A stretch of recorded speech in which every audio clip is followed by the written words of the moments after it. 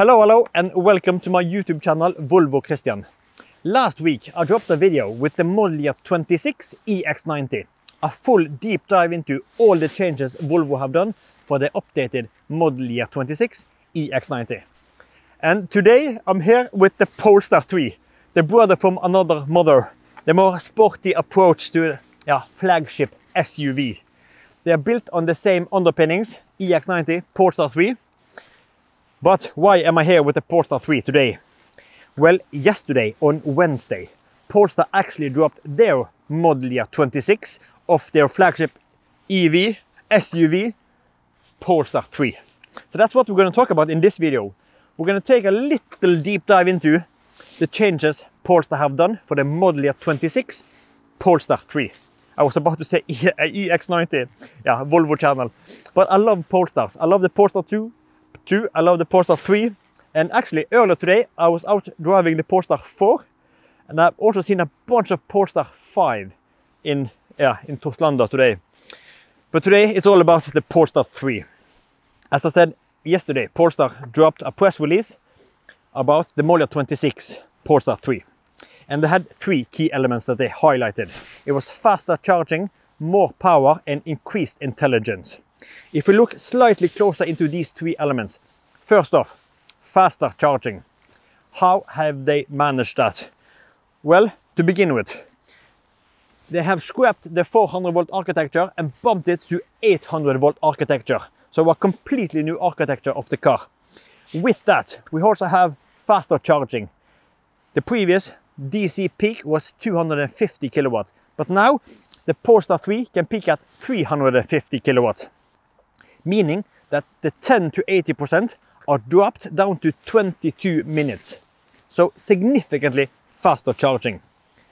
The other part, more power. You know, this is the model year 25 Polestar 3, the twin motor performance. This has 517 horsepower. So it's not exactly slow, it's actually pretty rapid, but it wasn't enough. Because the updated model year 26 Polestar 3, 680 horsepower in the performance version. So that is definitely more power. Last part, increased intelligence. What do they mean by that? Well, and this is also an extra cool part, because this will be retrofitted to model year 25 cars. You know, the Polestar 3 are like a software-defined car. And this core computer, this software chip, this will be improved now or changed out to a NVIDIA Drive AGX Orion chip. And that chip has 8 times more or 8 times faster processing power. So we can really utilize all the other safety and software elements in the car, instead of being like slightly held back by the previous processor chip that can't handle everything. So now we have increased intelligence. So three key areas. And as I said, the last part, this processor chip, this NVIDIA processor chip, will be retrofitted to all existing model year 25 owners. So that was the key elements. And then exterior and interior design. Have Polestar changed anything for the model year 26 Polestar 3? Well, kind of. They have made small changes and small adjustments. They haven't changed anything vital on the exterior. The only thing I'm noticing is that Polestar have dropped the LiDAR. Previously, the LiDAR was an option with the Polestar 3. It was standard on the Volvo EX90, but optional on the Polestar 3. Now, in the configurator, completely lost. I actually saw a Polestar 3 earlier today with the LiDAR. But that is actually the only Polestar 3 I have seen with LiDAR. But that is now dropped from the configurator. And then exterior colors. Polestar have had 5 exterior colors. They have had this space, that is equivalent to Volvo's Onyx Black. And they have had snow, that is crystal white. They have midnight, that is denim blue. They had thunder, that was vapor gray. And they have this magnesium. And now there's a plane approaching. I hope I can grab this on the camera. But this thunder are discontinued now. It is replaced by another grey tone. Let's see what SAS. I'm at Landvetter outside of Gothenburg. I have booked this press car, or this test car, from Polestar Gothenburg here at the airport at Landvetter, Polestar Gothenburg. So a huge thanks to Polestar for providing the car. But as I said, they have replaced this Thunder with a new color that's called Storm. Storm was first seen on the Polestar 4. And if we compare Storm versus this Thunder had a blue undertone. And it changed very much in the different light conditions. But this Storm, this is more like a flat grey. I actually think it looks pretty good, but it's grey. So that was the colors. They only made one change. Out with Vapor, in with Storm. But I have actually seen or heard rumors about a new color called Krypton. Because on a Dutch leasing page for the MY26 Polestar 3, they mentioned a color called Krypton. And in the subtext, it said green. Like it was a green shade.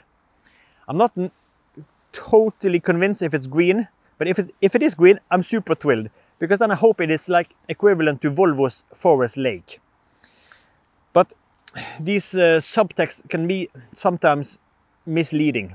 Because my previous XC60, that was fusion red.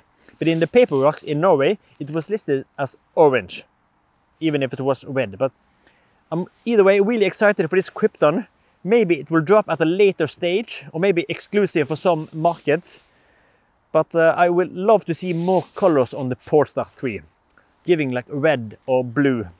But yeah, that was a little digression. But okay, another thing Polestar have done for the MY26 are that they have revised the options and pack structure for the interior and what different options that are bundled into different packs.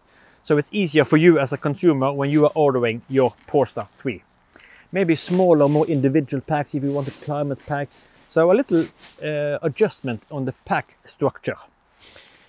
But that was basically it. And maybe, yeah, one more thing. I noticed that they have dropped this Jupiter upholstery.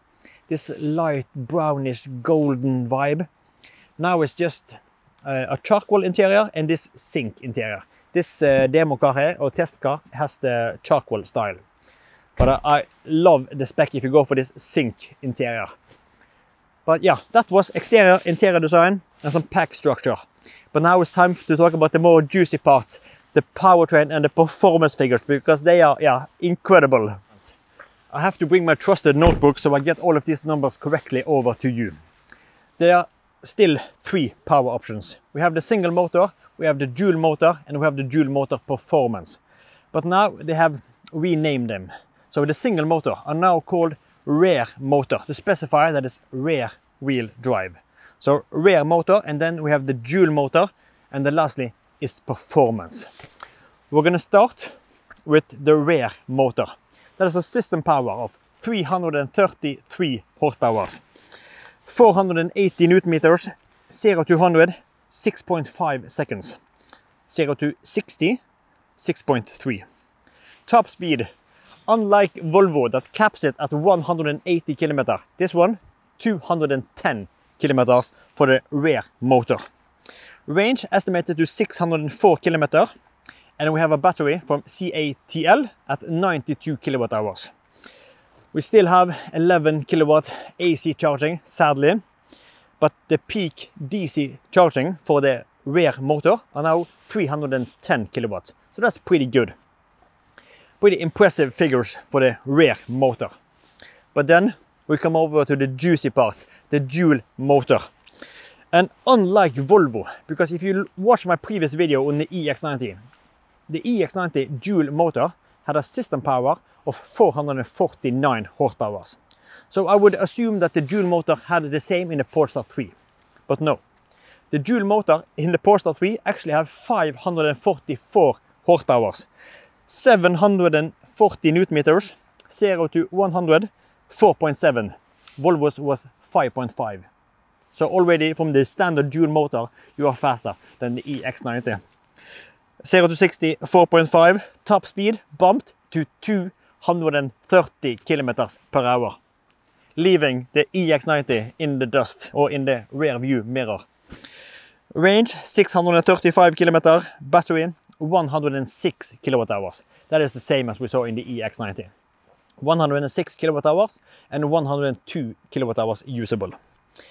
AC still 11 kW, but DC charging, as I said earlier, 350 kilowatt.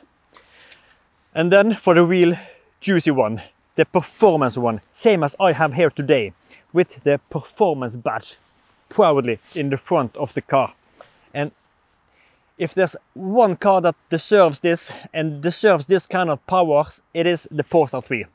It's kind of weird in the EX90 to have 680 horsepower.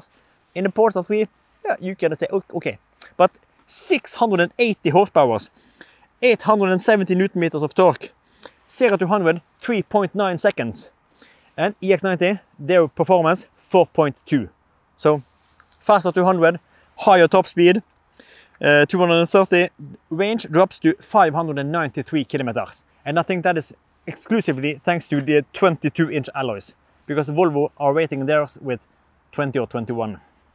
So, little drop in range, same battery, same charging, 11 kilowatt, 350 kilowatt DC charging.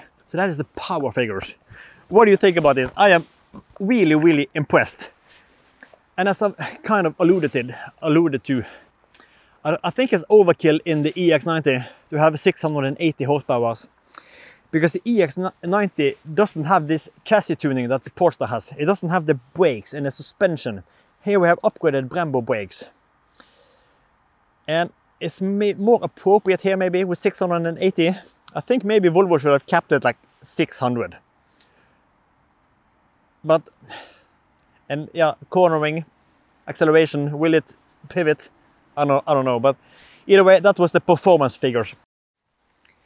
Then it's just one more thing to talk about. When can you order it? Or when can I order it? Well, if you live everywhere else than UK, you can't.